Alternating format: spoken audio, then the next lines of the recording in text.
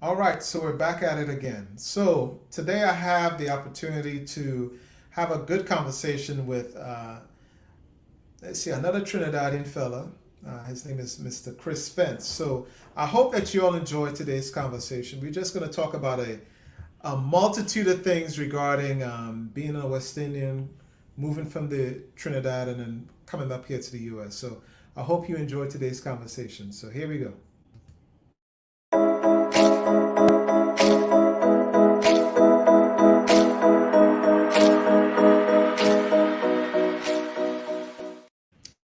All right, and without further ado, I'd like to introduce you to Mr. Chris Spence. Hey, Wabli. I good, partner. How are you? I'm good. I'm good. I'm good. I really appreciate you coming and just talking with me for these. Hopefully, the next hour or so, we'll just Okay. talk. And I know we have like a setup of how we'd like to have a conversation, but I'd like to do it a little bit more organically. I'm not going to reach over and be like, all right, so let's talk about this. No, no, no. That's not the way how we're going to operate and work, right? But All right. I want it more conversational, more organic, more natural. And I think people who are checking out our conversation will really enjoy very candid talk.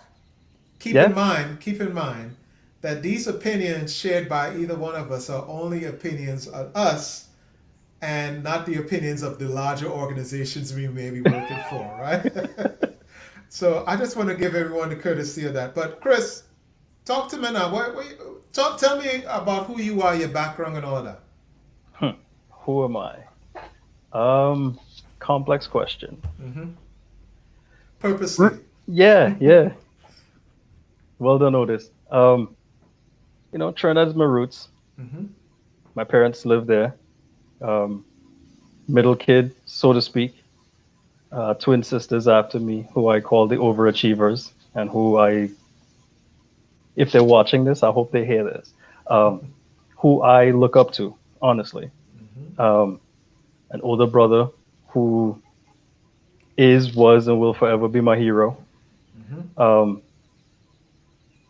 you know, Journey from the islands through elementary school, which was a blast.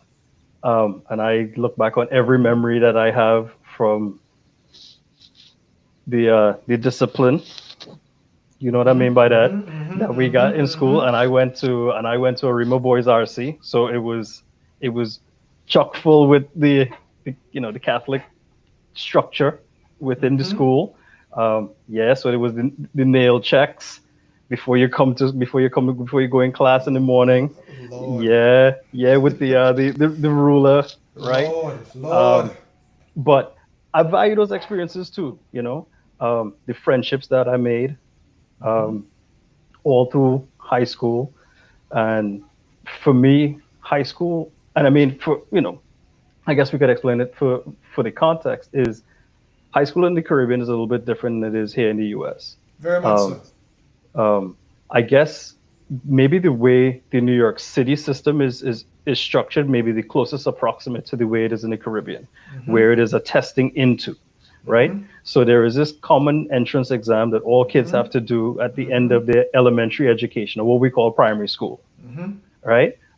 Which is, in my personal belief, an inappropriate assessment of a young person's preparedness for high school. Yes. But I'm not going to put that hat on right now. Hmm. Um, I'm staying off that soapbox. But so I went through that experience like every other child went through it. And as it turns out, my journey took me towards Queens Royal College, right? Affectionately referred to as the college. Um, My I'm brother not. went there, by the way. I believe I remember your brother. My brother Jimmy Toussaint went there. I believe I have your a brother. I have a Your cousin brother that may went have there been a too. year or two ahead of me, Really? if I'm not mistaken. When we first started to connect, I distinctly remember you sharing a name with me, and that name rung a bell for a reason. And I think we were at the college at the same time. Really? Um, yeah, yeah. But anyway, you're getting ready to say about your family connection with QRC. Yeah, yeah, yeah. I have my brother, my oldest brother went there, Jimmy Toussaint, and I have a cousin that went there, Kern Toussaint. Okay, So Okay. I already know QRC is the creme de la creme of schools back in Trinidad. But go ahead now, continue now.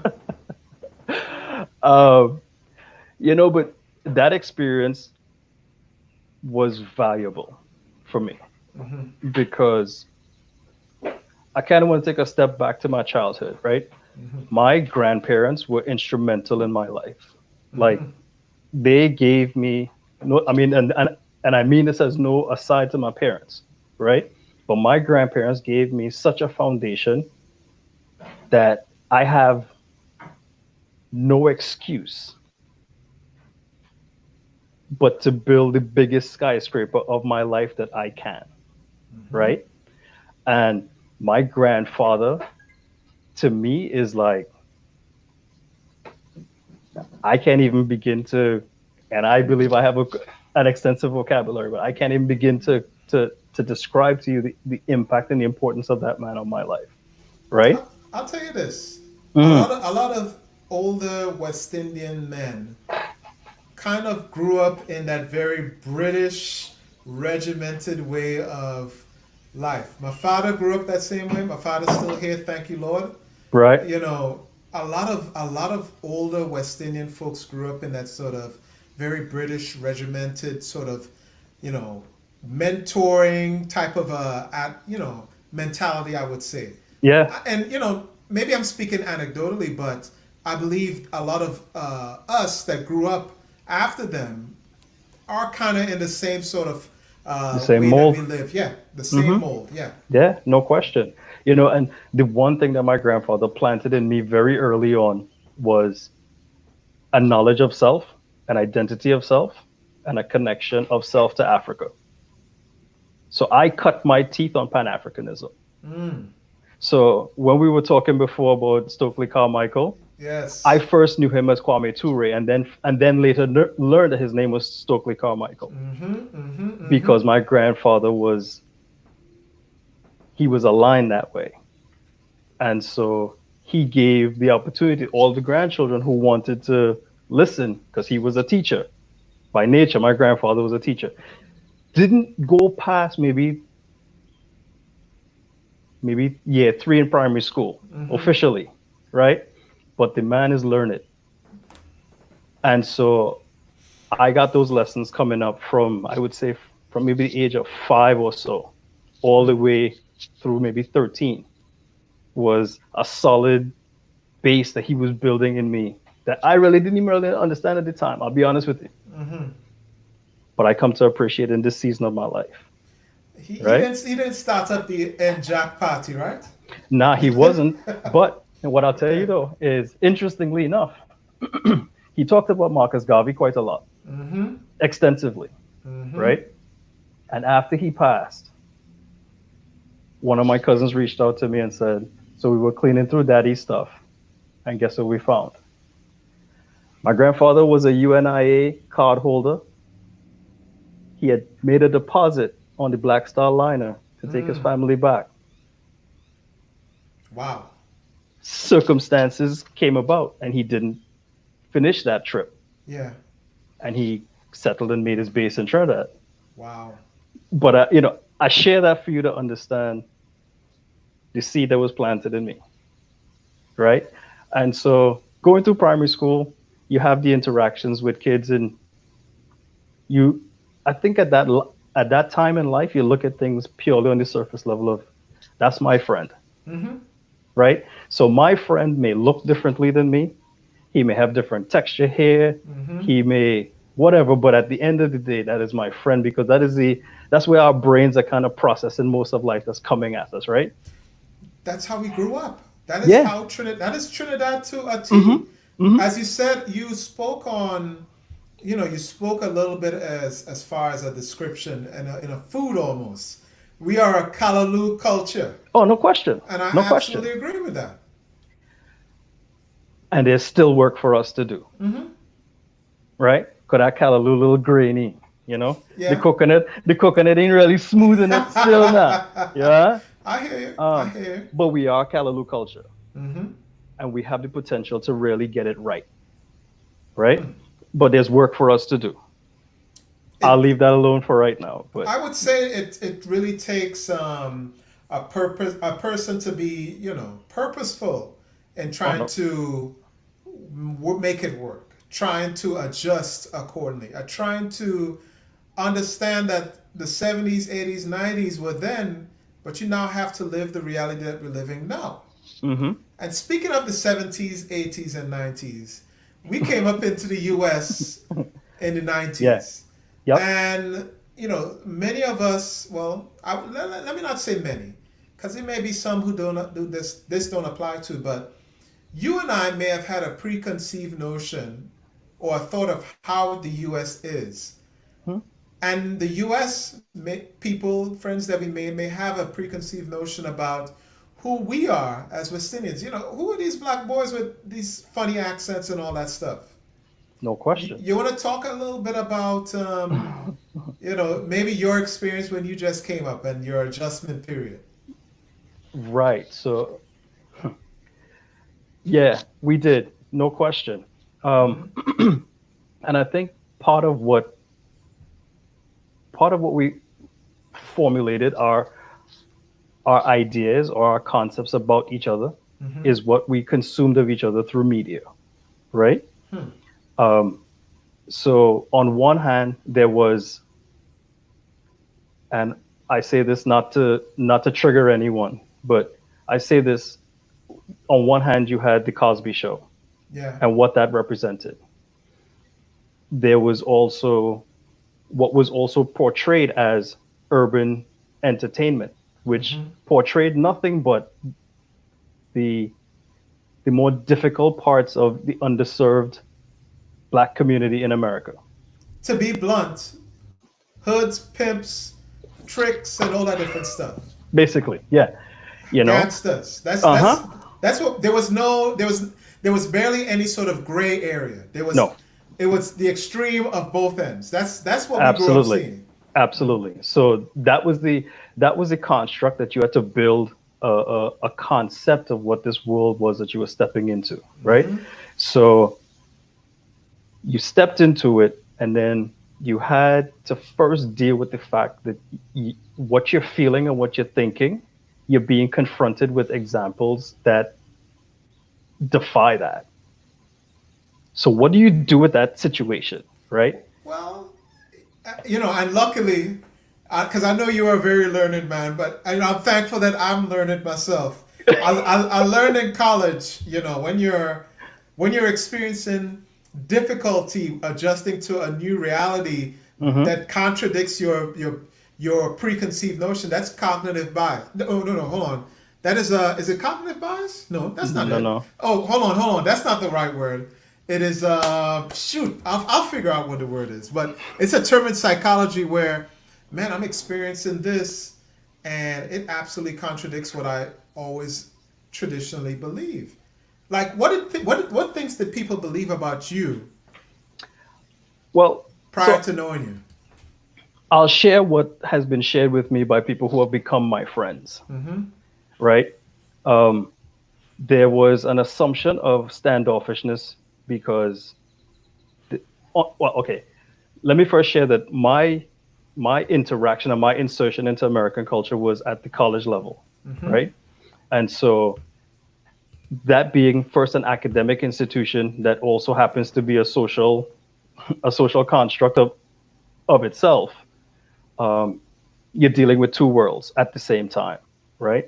So people are telling me that their perception is that West Indians are standoffish, that their only purpose here is to take from the university, to not participate in any of the activities, clubs, or Mm-hmm. events. Um, they're cliquish. Mm-hmm. Um, yes, there is the academic component of it, which Or they're athletes. right, or they're athletes. And in my case, I check both boxes, right? Yes. So pile on the labels, Mm-hmm. right? That would then cause more and more friction Mm-hmm. until I started to realize that, until rather people started to realize that the things that they thought about me were inaccurate, Mm-hmm. right? In the same way, I walked into this construct where I was told that the Black American was lazy, Mm-hmm. that they did not seize opportunities, right? Mm-hmm. I was I was I was indoctrinated with the thought pattern that Black Americans didn't achieve because they didn't pull themselves up by the bootstraps, Yeah. You know what's right? funny? You know what's Hmm. funny? And those three things that you just said, you as you're older now, and you could look back at those moments. You start thinking of, okay, who motivated and who it's almost like who force fed those thoughts onto you, Uh-huh. right? Uh-huh. It wasn't Uh-huh. necessarily just experience, because I'm sure you grew up with Black Americans where that did not apply. And by the way, that word is cognitive dissonance, right? I'm sure you grew up with Black Americans that did not apply, but you see and you hear these things being force fed to you, to that, you know, it's like, who the hell is that person, or why the hell are they doing this? Hmm. And it's all part, I believe, and this is just my opinion, is divide and conquer. Oh, no question. Hmm. No question. Oh, by the way, Uh-huh. before you jump into your comment, let me share some comments. People already Uh-oh. commenting in our discussion. Uh-oh. We've got, hey, we got Leah Star. Yep, What's happening, Lee? I went to college with Leah. Yep. She's Leah's a a, Delta. yeah, Leah is a phenomenal African dancer. Yep. and mother, Yep, absolutely. and Absolutely. mother. Hey, shout out to you, Leah. How you doing? Oh yeah, I forget the world is small. We all know her, Leah. Yep. We know her. We got two more comments. Okay. Eli, he's active duty. He's a Okay. lawyer, but he don't really like putting his business out there. So I'll put it out there for him. Hey man, I appreciate Hey. you jumping in. And we have a cousin from Tobago, Miss Marva. Hey, Oh, hey, Miss Marva, how you doing? how you doing? She All said, right. "Hey, Trinbago watching." All right, all right. So let's talk a little more. Hey, wait, hold on. Leah dropped another one. All right, thank you, Leah. Thank you, Leah.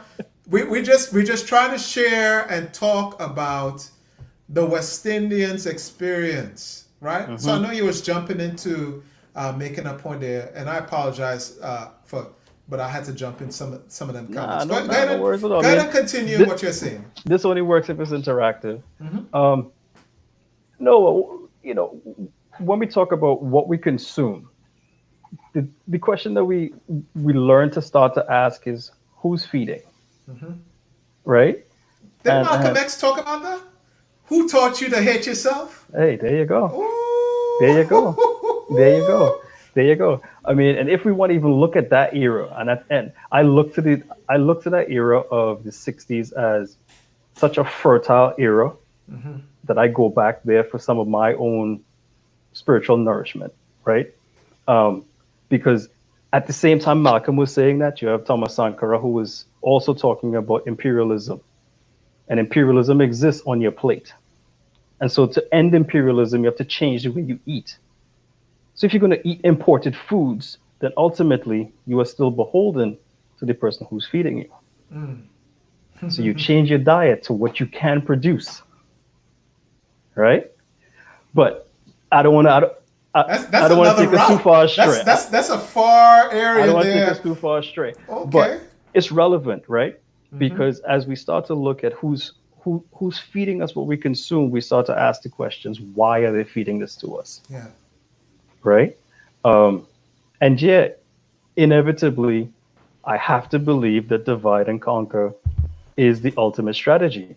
It is the strategy that led to European campaigns against each other that were once, cousins, right? That led to World War I, Hmm. supposedly World War I, which was really just a family feud. Hmm. Um, but then there were there was the beginnings of what then became a colonial era, Yeah. right? And so that colonial era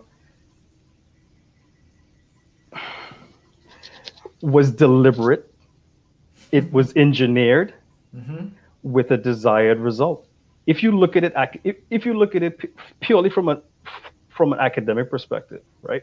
As an engineer, what they did with the purpose, with the construct of the enslavement Mm-hmm. of Africans, of our ancestors, and then the transition into colonialism, and then the post-colonial period into the different iterations that have come thereafter. Mm-hmm. It is a well-oiled machine according to Six Sigma principles, where you take a look at it and you perfect the process to the point where you eliminate waste, right? So that's in one way looking at it academically, but then we live this experience. And that's where it really becomes difficult because we're people, right? Yes. And so we are in this construct where many of the systems that we interact with have been built by people who had a particular bias. But those systems we interact with every day, they form our world, right? And so we have to find a way as people to interact with those systems. But before we can become people, we we then look at our divides, right? The Mm-hmm. labels that we wear that keep us separated. West Indian versus Black American versus continental African Mm-hmm. versus white American versus Latino American versus Mm-hmm. Latino versus Afro Latino versus label upon label upon label upon label, and which each and with each label we find it is another layer of bias that we Hmm. consume from a system that gives it to us. And then we come about it in life where we're confronted with things where it breaks that bias down. And when we become more mature, we can start to acknowledge the fact that, you know what, I was dead wrong. Mm-hmm. Because I understand that while, yes, and I'm going to say this, yes, there is laziness in this world, a lot of what we see is the result of systemic programming, right? So there is some responsibility that has to be owned in what we see, but then there is also a reality that is not the fault of the people who are experiencing it, Mm-hmm. right? And so that is something that I like to teach about. It's actually something I borrowed from Will Smith, I'll be very honest. Fault and responsibility paradigm. But it seems like you were getting ready to say something. No, I no, don't no. want to take us down the road. I am absorbing all of this intellectual information that you're giving. So please continue. um, yeah, so no, it's something that I happened across, and he just happened to coin it perfectly. Mm-hmm. Um, and so I give him credit. I use it. I use it in my lectures. And as I shared with you before, I do lecture at a local college, Mm-hmm. um, which is the greatest privilege of my life. Why? Um, Why so? oh my God, it gives me an opportunity to interrupt a system. You almost sound like you almost sound like something that I've been saying to a lot of my friends, especially when people bring up, Otis, why is it that you make these stat? Some. Hey, I'm a multitude of things. I'm a comedian. I love cracking jokes, Right, but then right. I also have my finger on the pulse of disrupting purposeful ignorance. Well, comfortable ignorance that a lot of folks are living. Mm-hmm. When I say comfortable ignorance, I mean people refuse to talk about real issues that are affecting those who may not look necessarily like them, Yeah, those who may be yeah. traditionally in a minority area or subculture or whatever. So when I see, you know, only recently we kind of been kind of shaking and disrupting the normalcy of ignorance that a lot of folks have lived in generations with. Yeah, Only yeah. recently we really started attacking it. Mm-hmm. But I'm definitely one of those who, if I see something going on and I don't believe that it's right, I'm going to say something about it. That respectability politics, that shit got. Oh, I'm sorry for cussing y'all, but that It's thing all good. got thrown out Mm-hmm. a couple of years ago, finally, Mm-hmm. and now you're able to live comfortably in your skin. But I didn't want Now, to go ahead. no, no, no. Please, please. Now I was gonna say I didn't want to go too far because this will end up being a 2 hour conversation that we have. But I You can wanted come back. we You could can come come back back to on that. top. We could come Yeah, back to that. But yeah. I wanted to jump into okay. So We come here to the U.S. You came as a 20-year-old. I came as a 13-year-old. You Mm-hmm. told me you came up in 1997. Yep. I came up in Yep. 1995. Okay. Um, Okay. what are some of the experiences that you had gone through that kind of changed and kind of developed who you are in the different phases in your life? Hmm. All right. So I talked to you first about my grandfather, right? Mm-hmm. And that foundation and the structure that my parents gave me with regards to a general wholesomeness. Um, yes, there was the attempts at religion, Mm-hmm. and I respect my mom and I love my mom, and that wasn't my route. And here's the thing: we have some very interesting conversations today, and it is beautiful sometimes. But I don't want to go astray on You that said one. sometimes. No, because sometimes we're contentious, Gotcha. but we love each other, so we come back at the end, Mm-hmm. right? But it's always about teaching and growing, right? Um, but so then I have that, right? And so then I enter into college, coming into American Mm-hmm. context and stuff.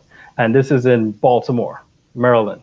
So it is what would be considered to be a traditionally black city. And it is a historically black college university Mm-hmm. that I'm attending. And not just any, it's a historic HBCU, Mm-hmm. right? And that's not saying it braggedly. There's facts behind that, right? Pretty Um, much. I mean, Howard is nearby. I mean, I mean, how it is referred to as the Mecca and how it will be given its respect. mm-hmm. Um, Morgan has set its own precedents and trends and Mm-hmm. pioneers in its own realms, Mm-hmm. and we don't necessarily have to compare. Mm-hmm. We could celebrate greatness, right?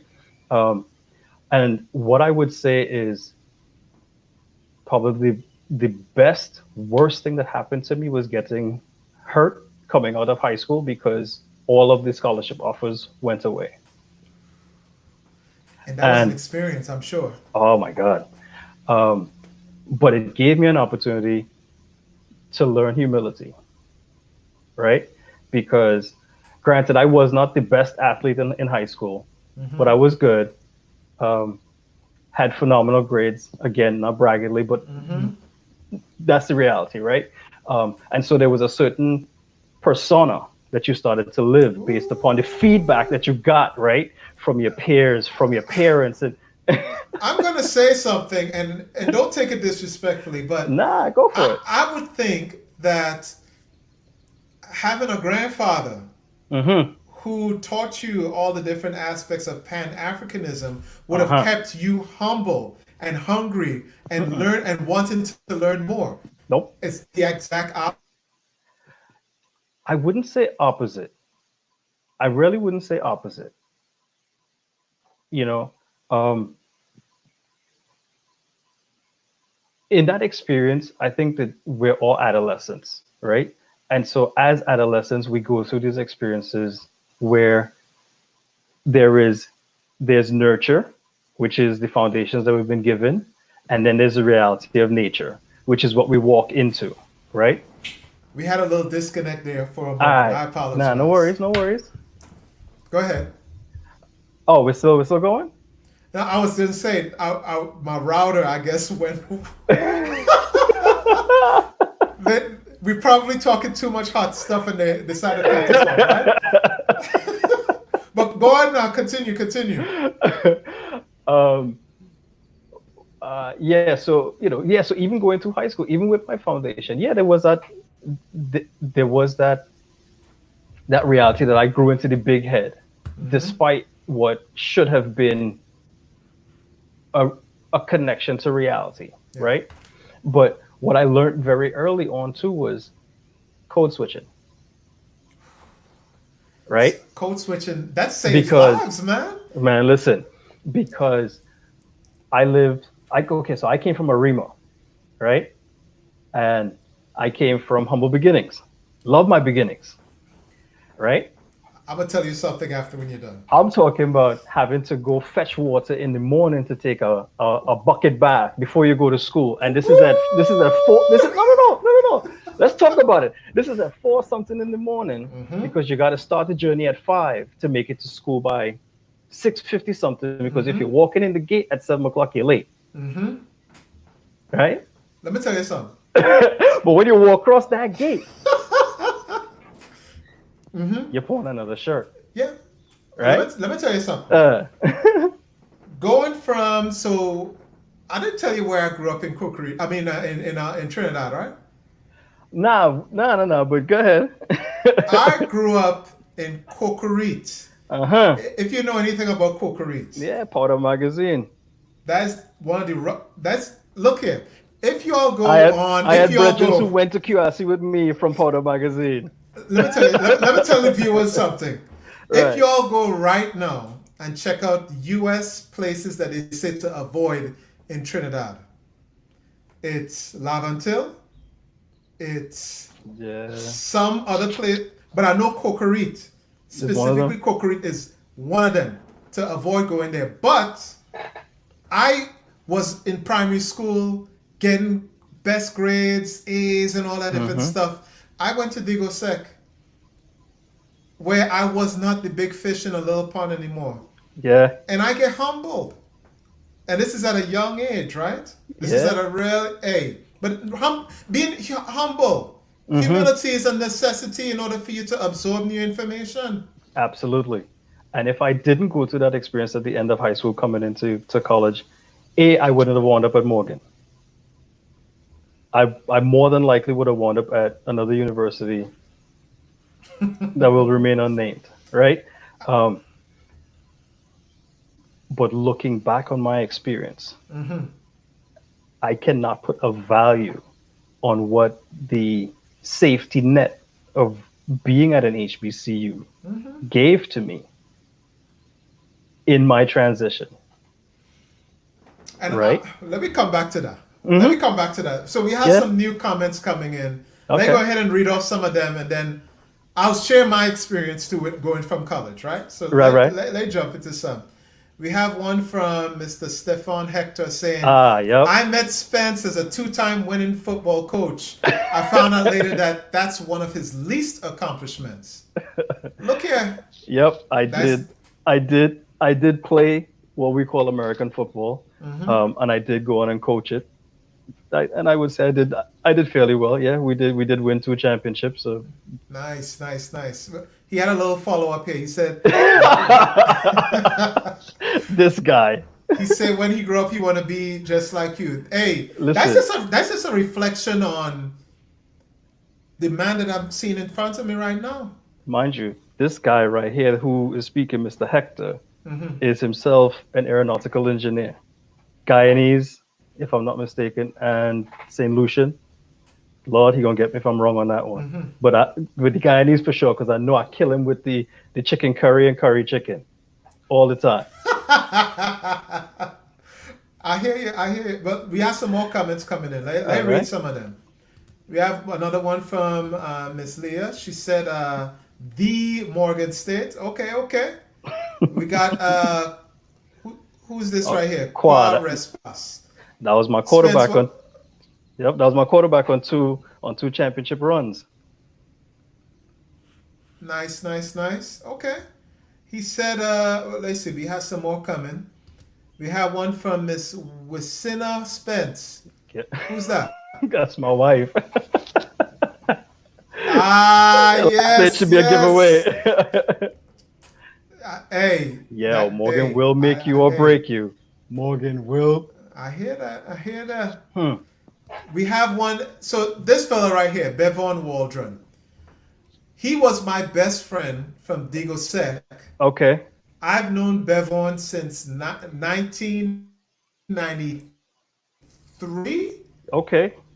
So over 20, about 27 years now, I know Bevon. Bevon is smart, one of the best people.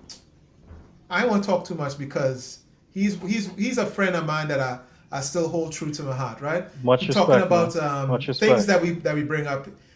Comfortable ignorance, upset Mm-hmm. the system. If the norms are not disturbed at your ideas, your goals are too small. Hey, thank you for checking us out, Bevon. We have Appreciate some you, more man. comments. We have some more comments coming in. We have from Mr. Hector again. He said, "What sport did you play in high school, Spence?" Oh, I ran track and I played soccer. Okay. Man, we got a lot of comments coming in. A lot of comments. Oh Lord. Wait, hold on. Hold on. We have another one from my cousin Marva Orr. She said, I worked in Cokerie for 33 years, so All I'm right. very familiar with that area. Yep. Right. Hey, It's the Cokerie, truth. Cokerie ain't easy, you know. Hey, listen, every area has its challenges, you know? But challenges is something that oftentimes some of us falter to, and Mm-hmm. some of us just really appreciate and jump at the opportunity and flourish. Right?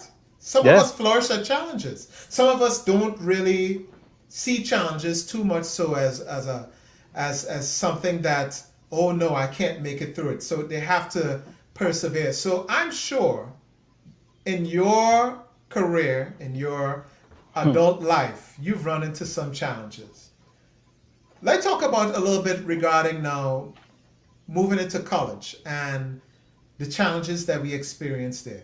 And then we Right. could we could go down the route of talking about, say, organizations that both of us are part of when we went to college, all of Right. that. But talk to me about challenges you experienced when you went to college. Yeah, so I would say the first and probably the most significant challenge, so to speak, was the social interaction part of it. Mm-hmm. Um, you're in a different part of the world, in a different city, in on a college campus. Um, Knowing that well, in my case, I knew that I was on scholarship, so I had very little room for error. Um, Walking into it academically, feeling as though I was prepared, but still unsure of the what the expectations were, right? So did I have the tools to be able to get it done? So there was that anxiety and that unease, right? And so how do we deal with all that? We tend to just become our true self, right? And so for me, I'm a very reserved person, which is sometimes perceived as aloof, right? Yeah. And then sometimes also perceived as arrogant or conceited or whatever the the Mm-hmm. litany of things that I've heard in my lifetime. Um, so I went into my shell when I first got to school. Yeah. Um, I had some hiccups with my room and board when I first got to school, right? Um, and there was a guy who was working at one of the residence halls who let me crash on his couch that night because I got to school and did not have anything in order, right? Lord. He probably doesn't even remember this, right? But that made an impression on me. So that was the first dart to my preconceived notion of what my Mm-hmm. Black American experience was going to be like. Mm-hmm. Because here I was being confronted with empathy, and this person, it was blind empathy, right? Because the person didn't know me from a can of paint. Yeah. His name is Sidney Cutchin, by the way, and I'll connect the dots for you in a little bit. But eventually everything got worked out. But fortunately for me, my roommate in my freshman year of college was also my best friend from high school. He was at the university before me, right? So he reached back and helped me, Mm. right? And I have done the same for other people, and I'm sure Mm-hmm. that they have done the same for other people because that is something that we've either been taught or learned organically as part of our West Indian experience, Yeah. and that's something that we could park in a lot and come back to in a bit. Um, but for me, I had the safety of my room because my room represented my roommate, who was my best friend from high school. That was comfort. Mm-hmm. So I would go to class, go to practice, go to my room. So I didn't really interact much my freshman year, Yeah. right? So I felt as though my eyes were first open on a college campus when I moved into my second semester because I had spent that winter here. I didn't go home that Christmas, so I was Mm. here by myself that Christmas. Um, but I had family in Baltimore, Mm-hmm. right? And so my uncle G, who recently passed away, sorry, My recently transit. condolences. Uh, I take it, but I take it with happiness because he's transitioned to eldership, right? Um, he he took me in that winter and held me down. But when I came back to school that spring is when I could say my eyes were first open and I decided I wanted to interact Mm-hmm. because I was tired of isolation that came with living through my bias. And so that spring I made a deliberate intention to spend more time in what our student union was, which was McKeldin, right? So on our campus there's a pop culture that is the bridge, right? So you'll hear about Morgan State, you'll hear about the experience, and then you'll hear about the bridge. Mm-hmm. So I made a point of spending more time on the bridge to kind of get through those social interactions. And the more I did, the more I deconstructed what I dealt with as preconceived notions, which led me to meet other men on my campus that led me to Phi Beta Sigma fraternity, right? Which I think is something that we have in common, right? Correct. Um, Correct. and so it had I not gone through the experiences I had gone through for me to confront my bias or the reality that my bias was creating for me, I would have never opened myself up to Greek life. So I got a funny story, Hmm. and I appreciate you sharing your experience. Right. So I graduated high school. I went to Thomas Jefferson High School in East New York, Brooklyn. Brooklyn. Yep. And if you know anything about Thomas Jefferson High School, it's not the best high school, but we had mentors. Right. I was lucky enough to have a mentor. His name is Peter Wilson. Okay. He's of Jamaican and Ukrainian background, right? Okay. That's another story there. All right. But picture this: a tall, half Jamaican, half Ukrainian guy, growing up, going through. He mentored me through a program that I was in called Global Kids, and as a young black kid Yeah. growing up in New York City, I was lucky enough to have the opportunities to see different cultures and all of that. Right. Global Kids gave me an opportunity to travel to Croatia.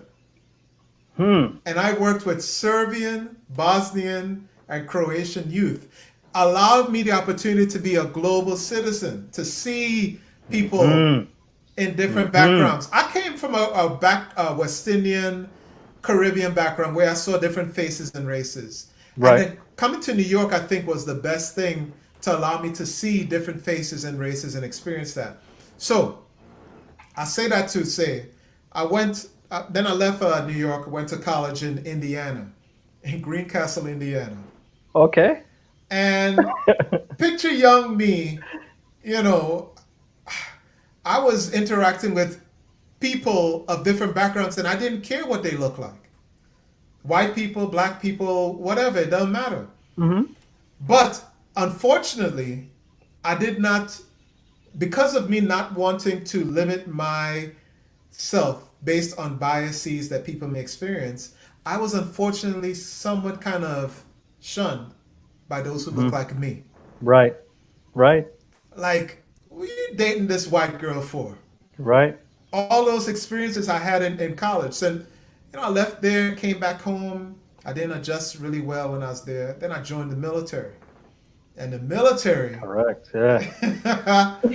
was an experience itself also. But, it's joining the military was great. I went to college, and that's when I joined my fraternity. I did those things, joining my fraternity, doing the military, as a means of, I don't know if indoctrinating is the right word, but it was a means of me being black in the US. Okay. Think about that. Yeah. I was not I was young when I came, Hmm. but I associated myself with everyone. I didn't really get a chance to really cut my teeth in the black experience when I came to the US. You get what I'm saying? Oh, absolutely. Absolutely. And so I had a little bit of an identity crisis, you could say. Right. Right. But Yeah. I mean, oh, if you look at it, it makes perfect sense. You came here when you were 13, Mhm. right?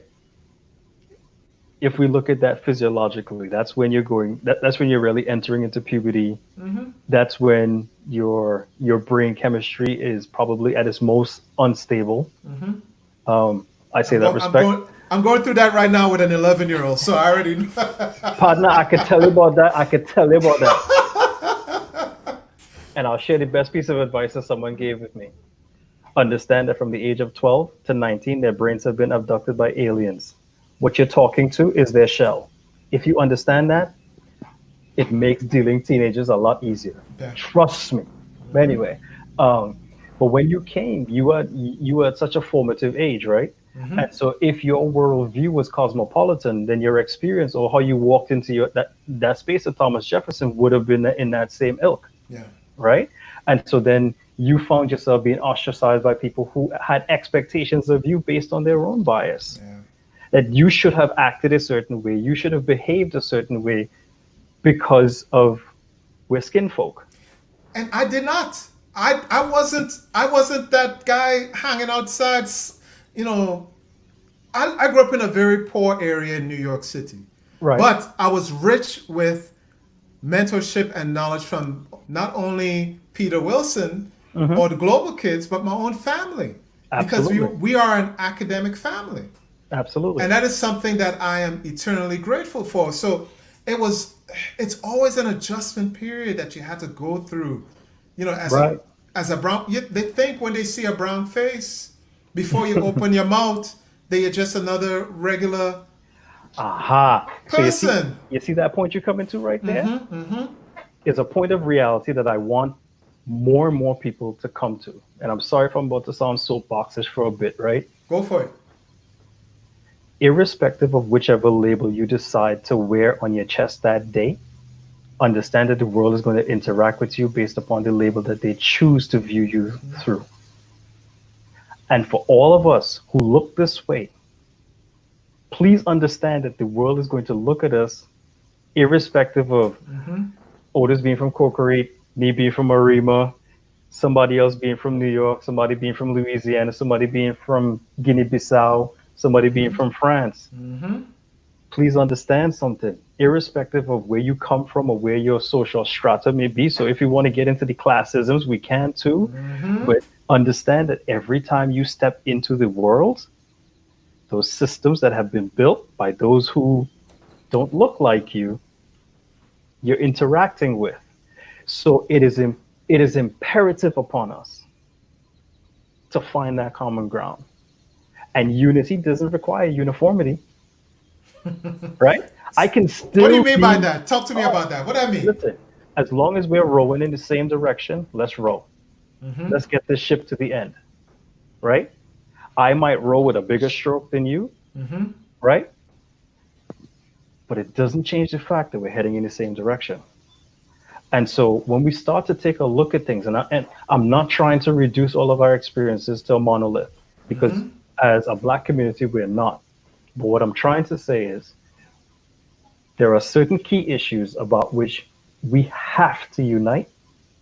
We don't have to be uniform in how we unite, but we have to unite around because there's certain things, topics that we have to continue to move that agenda forward on, right? You are right. So it was going through those college experiences that forced us to interact with the world differently, right? That we have come to these realities. I landed safely at an HBCU, coming from Trinidad that was predominantly brown, Mm-hmm. right? Yes, Indian, Trinidad. Indian brown and black brown, by the There way, we for they're go. wondering. There we go. And even shades of of lighter brown as they would want to be Mm-hmm. considered. Mm-hmm. But Mm-hmm. either way, Trinidad is a smorgasbord, right? Um, but predominantly brown. Brown. Yep. So I have seen in my lifetime black prime ministers, black presidents, right? And Same. so the concept of blackness in power is something that Used to. I was comfortable with, There you go. right? And so it was that too was another thing that you had to overcome in stepping into this experience, Mm-hmm. right? And understanding that it wasn't that you didn't see black faces in power because they chose not to step into power. but it was because of the systems that kept them from getting there, right? Correct. And so if we want to continue to dwell in our little fiefdoms of division and label, then the system will continue to exist and continue to look at us all, right, according to one label. So it's Yep. really upon us to continue to work on our biases, right? And fraternity life gave that to me. And Sydney, by the way, who I told you about, who helped me out that first night I got to Morgan, Mm-hmm. Sydney is my dean's line brother. Wow. That is excellent. Excellent. So you understand how the Wow. division it weaves. That is excellent. Hey, but let's talk a little bit about these comments that's coming in. I think people are really liking our conversation. I'll tell you this. I I want to have another of this because I'm not even halfway through the things that I want to talk about, but I have to cut it off because Yeah, yeah, yeah. I had to go and eat food. I can't just leave my wife like that. But No, let understand, read some of the understand. comments. Let read some of the comments, Hmm. right? We said, let's see. We see something from Miss Spence again. She said that video was okay. There was no break. And someone, PKT Max, said, say that, code switching. That's my wife's cousin. Okay. Code switching is something that just the entity itself is broken down from white superiority. I'm sorry, but it's true. Hmm. Like you have to adjust to a social norm. No, I wouldn't say you have to, unless if you want to be accepted at a certain place, time, Hmm. and race, you have Hmm. to code switch. Yeah. Again, that's going back to those same systems again. Hmm. Then I'm sorry, go ahead. No, keep going. I'm We're in listening. common. But the reality is that you do have a choice. Mm. Um, and what I think a lot of us develop very early in life is that ability to code switch because we're entering into interacting with these systems unprepared Yeah. to deal with these systems, right? And so there's that nature and nurture, right? So nurture is to give you the foundation of your identity, but Hmm. nature is the reality that you walk into, right? Um, and so we don't necessarily have to look at code switching as a bad thing. Hmm. If we look at what led us to that skill, then we understand what's transcendent about it. It's our ability to adapt.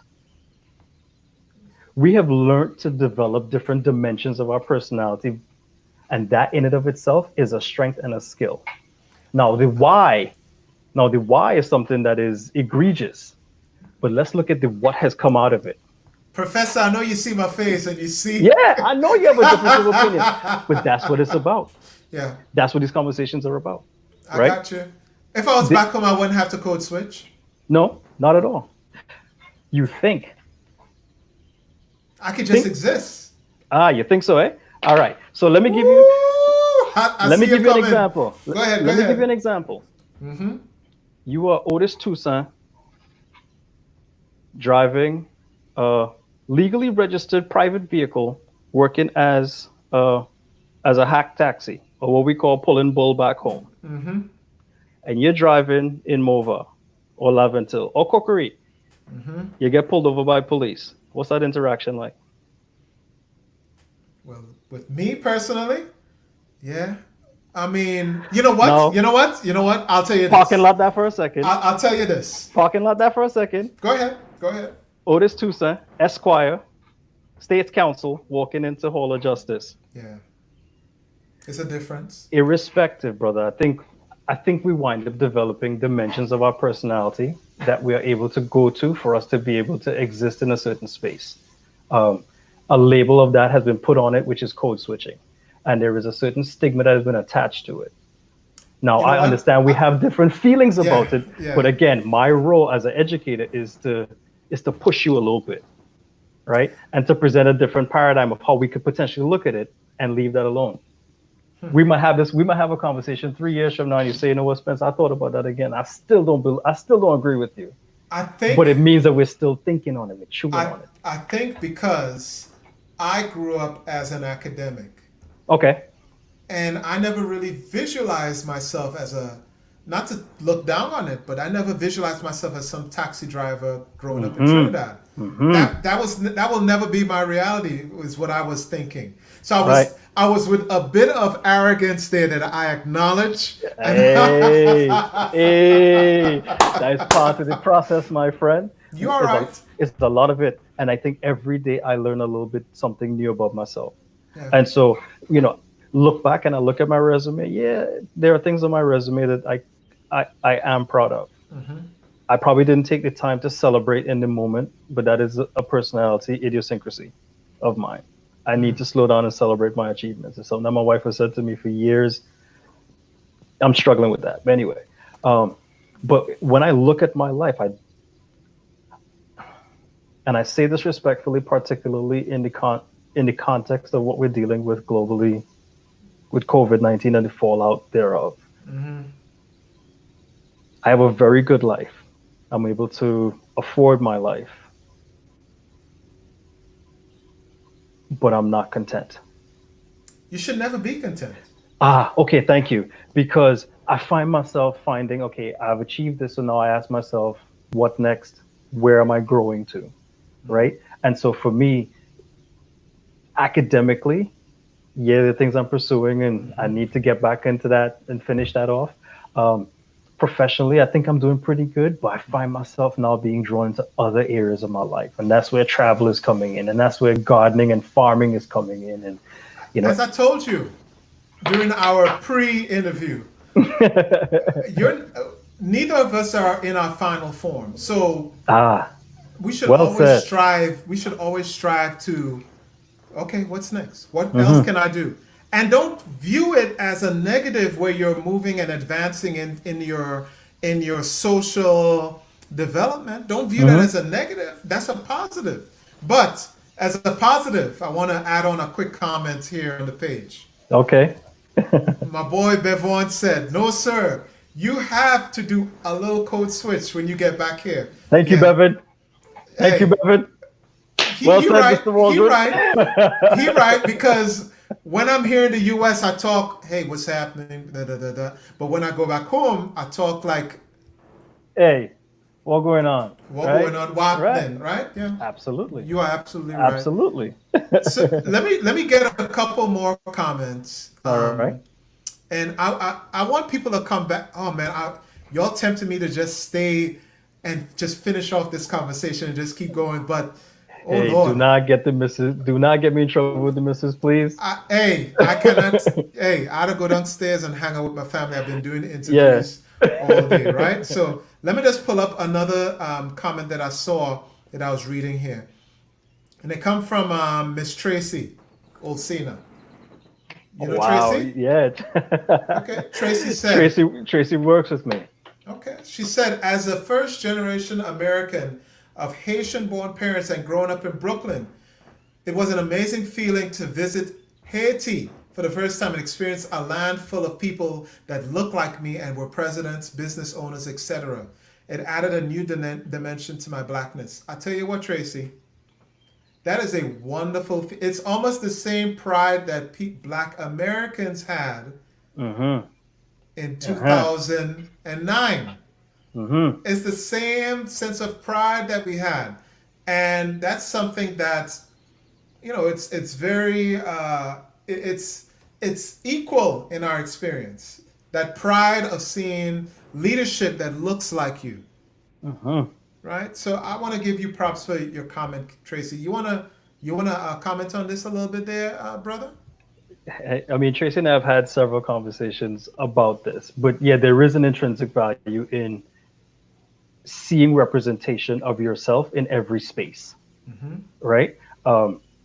And sometimes that may mean creating a space for you to be able to be dominant in, right? If the space that exists is unwilling to yield, because the the the the deal that we're told, right, with American life is it's a meritocracy, that by your efforts right, will come your opportunities and your rewards. And so when you approach those spaces with your talents, right, your expectations that they will accept you based on your merits. But sometimes those spaces won't, and sometimes you need to create that space for yourself. But seeing representation, there's an intrinsic value to that, man. Mm-hmm. You cannot underscore that. There's a generation of young people, and I know President Obama is sometimes a polarizing figure. Mm-hmm. And I'll state it right now: he is one of the people that I look to for inspiration. Mm-hmm. Right? There are those who feel differently, and we can debate that. That does not mean that I didn't take umbrage with some of his decisions, because I hold him to a very high standard, Mm-hmm. as I do anyone in leadership. Um, but overall, there's a generation of young people, my sons and my daughter, your sons, um, who and other people's children who are growing up having lived in the reality of seeing what he represented within the social construct. Mm-hmm. Yeah, we're going through some really messy times right now, and they're dirty and they're heavy feeling sometimes, race wise. But that doesn't mean that we stop making progress. And so Mm-hmm. that's the unity part of it that I was talking about, is us realizing that there is the needle is being moved forward. Yes. Yes, sometimes we feel like it's moving forward one step and then back five. We have to keep moving. Otherwise, every time there's that backslide from the system, it'll continue to backslide, Mm-hmm. right? And so we have to build upon it. And it doesn't. You don't have to martyr yourself to the movement, but give your support to it, right? You don't have to agree with everything someone is saying in leadership. You look for some key things. You look for a certain degree of authenticity and wholesomeness, right? Mm-hmm. But if their message varies from yours slightly, don't decide you're going to withhold your support, Mm-hmm. right? Right? Too many times we've found that there have been movements that have gained momentum and have stopped because of disinformation and infighting and all the Yeah. other nonsense that comes with it. Yeah. And people divide and the movement loses momentum because of people's perception of the leader, right? Mm-hmm. There's a meme that I see that goes around social media all the time, and it's like almost like a block figure of a father, and you can see that he's incomplete, but he's handing the Oh last block yeah. over to his son Yeah. I saw that one. to make his son complete, right? Mm-hmm. And I'm not trying to equate leaders in terms of social justice and things of that nature to father son relationship as like a parent child. But in the same way, if that person is willing to stand out front and move the agenda forward and give the best parts of themselves to the movement, support them.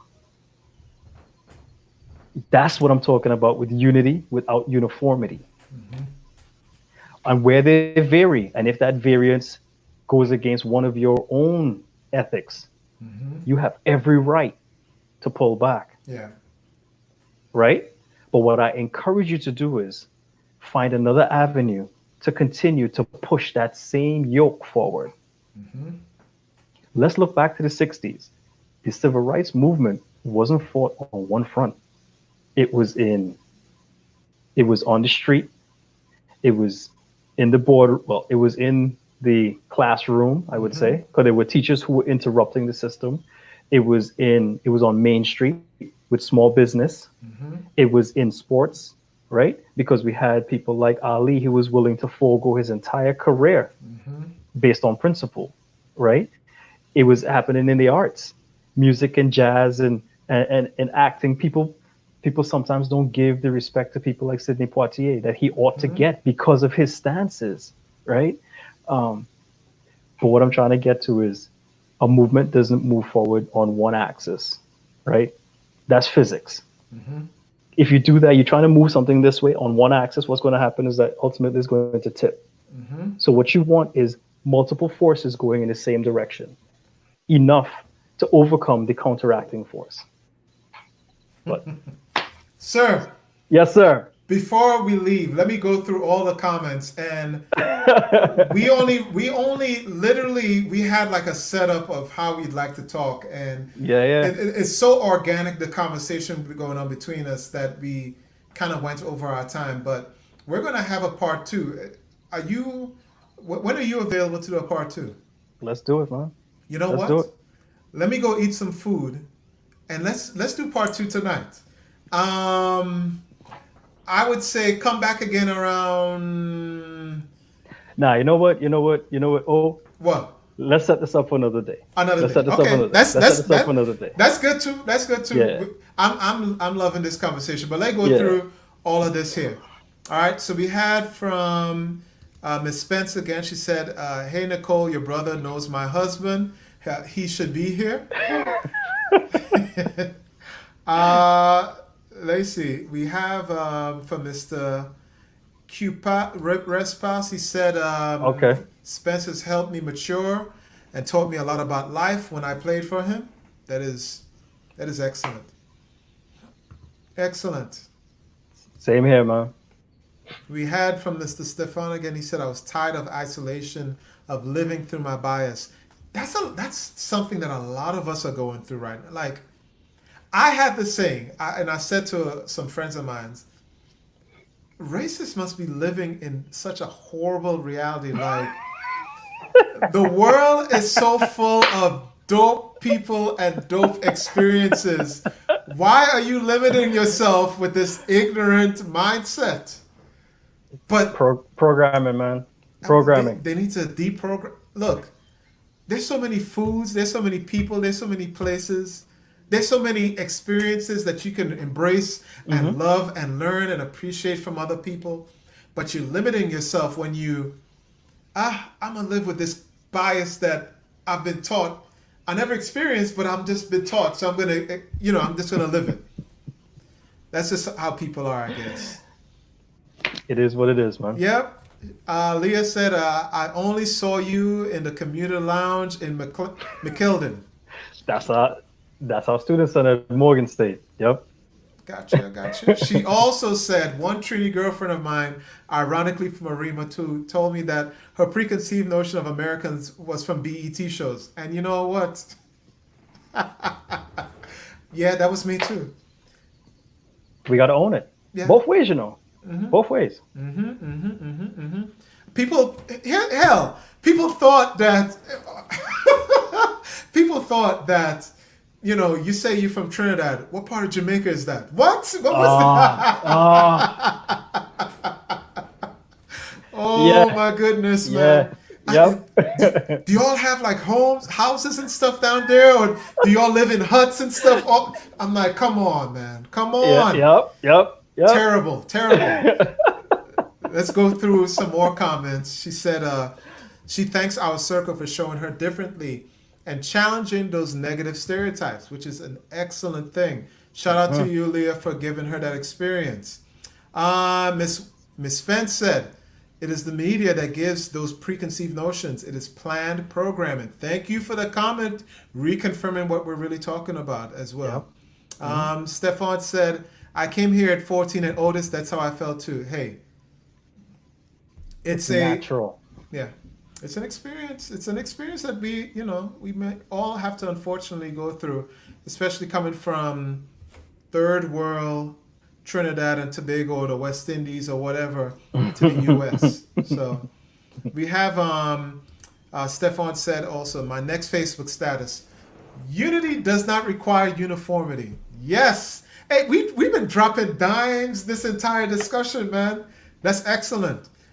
Miss Marva, what's happening? She said, congrats to you both in your achievements, coming from humble beginnings. Very humble. Thank you. Hard work. Hard work, right? Seeing my parents work hard.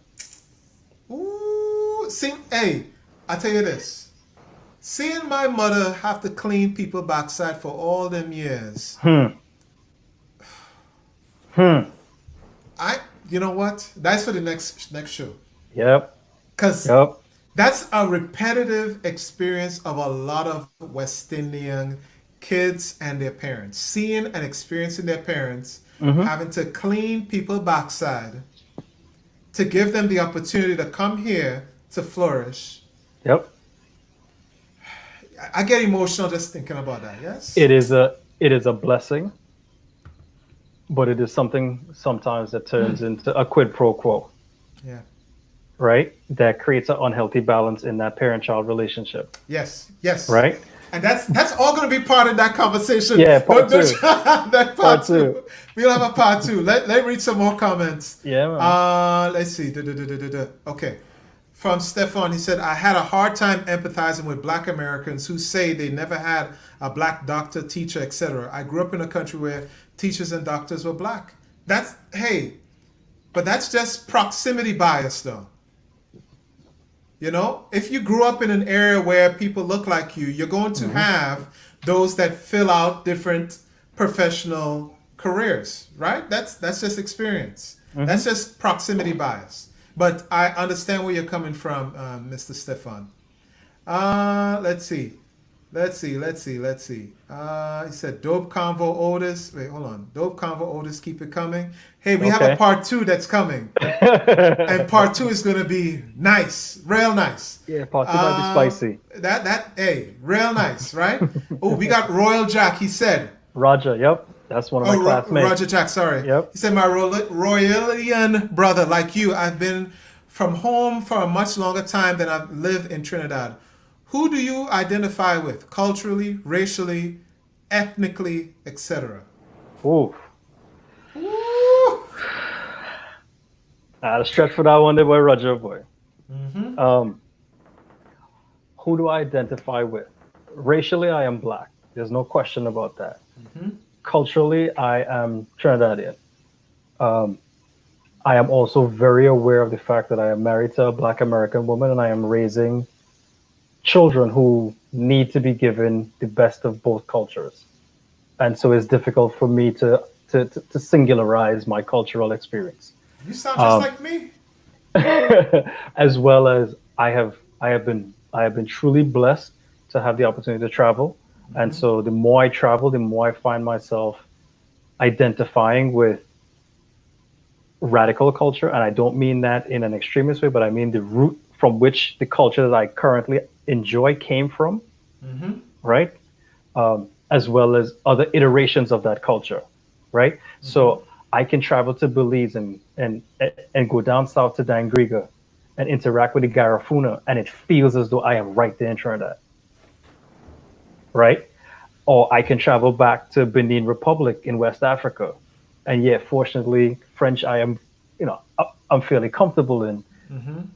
and I can blend right in and have the experience that allows me to connect to the radical culture, the root from which the culture that I know in the Caribbean and the West Indies and love, right?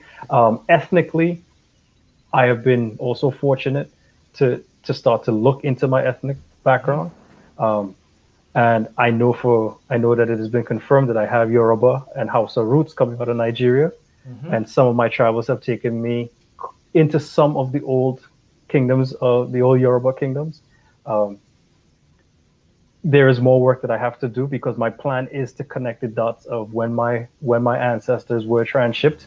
Um, I'm really close. I'm really really close. Um, and on my next trip to West Africa, that's what I plan to is hopefully connect that last dot and connect my grandmother's lineage back to where she came from. So I hope I answered your question. But so ethnically, I identify as a growing Yoruba man. Speaking of travel, Hmm. weren't we supposed to run into each other in In Germany? Germany, yeah, yeah, yeah, But things yeah. happen. Things happen. But it's all good. It's all good. We have a couple more comments coming in. We got one from Bevon. Bevon said proximity bias flip. My first visit to America, I saw a white guy flipping a sign. My cousin said, "Are you amazed by his talent?" I said, "No, I'm amazed he's working a job that I was told to be for." Ooh, you know what, Bevon, your experience almost sounds like what's his name? You remember when Eddie Murphy just came from from? You remember his father? His father. What was the line that his father used? My son works. It's Zamunda, it's yeah. almost I get where you're going with this, Bevon. So that's a really interesting point of view. Like Hmm. It's like, hey, the menial jobs you've been always taught is meant for the people that look like you. But when you came to the US and you saw people don't look like you and were doing those menial jobs, it was a cognitive dissonance that you were experiencing. And that's an excellent thing. Um, let's see. I think we have a couple more. Let's see. Some Mr. Stefan said, thank you for the conversation. He learned so much. And we have a final thing I want to wait. Hold on. Terrence Lofton said, that's why they appropriate. Take the palatable parts of culture they want. Ditch the. Oh, man. Lord. That's part two. That's for part two. That's part two. Part two is going to be good. It's going to be spicy. And then my cousin closes it off. She closed it off with saying, I don't want to miss part two. Well, Frat, yes, sir. We have been. We will set it up, and I will put the flyer out there, and I'll advertise. And I want to make this happen because this conversation was something that was due. I'm thankful that I had it. I'm thankful that you and we click, and I'm looking forward to more conversations like this. No, absolutely. I appreciate the opportunity, man. All the best to you and your family. Thank you. So I'll see you soon. All right. Thank you, everyone, for tuning in. Later now. So that was great. Part two is coming. I don't want to give out too much right now. We didn't even reach a third of the things that we wanted to discuss. That's when you know the conversation is real sweet, right? So let me code switch a little bit. Take care of yourself, right? Take care of your family and take care of others. Later now.